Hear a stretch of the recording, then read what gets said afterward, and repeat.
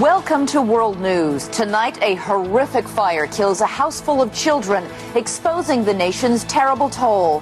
Why most homes are not prepared. From ABC News headquarters, this is World News with Charles Gibson. Reporting tonight, Elizabeth Vargas. Good evening. A devastating fire that killed 8 children and 1 adult is shedding new light on the toll fires take across the country every day. This morning's tragedy began with a faulty space heater, but every 79 seconds in this country, a fire in a home is reported. Each year, 3,000 people die in those blazes. That's the equivalent of a commercial airliner crashing every month. Tonight, fire officials warn nearly half of all homes in the U.S. lack a proper alarm system, something that might have saved some of the young victims in this latest disaster. ABC's David Muir joins me live from the scene with the latest. Elizabeth, there were so many of those young victims. In fact, some of those children were tossed through the broken windows in the home here behind me. One of the fathers, a New York cab driver, got a frantic cell phone call from his wife. She was inside with the children, said the home was on fire. He raced home. It was too late.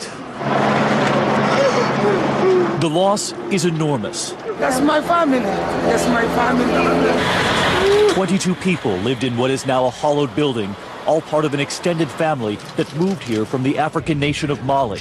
Nearly half of them are now gone. Overnight, their screams could be heard across the neighborhood. From an upstairs window, a desperate mother began tossing her children through blinding smoke. Hector Ortiz, a neighbor, had his arms extended below. You caught 2 of the children? 2 children, yes. In your arms? In my arms. Mamadou Sumar, one of the fathers, watched as his wife was put into an ambulance. He lost his 7-month-old twins, his 3-year-old boy. His wife died too.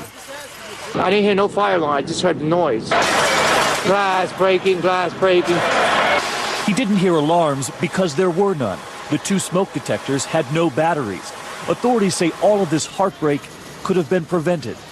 This is year 2007, not 1957. Fire Chief Jim Harms runs the International Association of Fire Chiefs. This fire comes just 2 weeks after he issued an urgent plea to media outlets and homeowners across the country. He was already alarmed by the number of fire deaths in February. At least 269 people have died in 168 home fires nationwide since the beginning of February. We know today that over 90% of all homes have smoke alarms in them. The problem we're having, over 50% of them are not working. For months now, researchers at Johns Hopkins and the Home Safety Council have been interviewing fire chiefs. Firefighters say so much money is spent on fighting fires, little is left to focus on preventing them. Our survey showed that only about 14% of fire departments have a full-time public educator.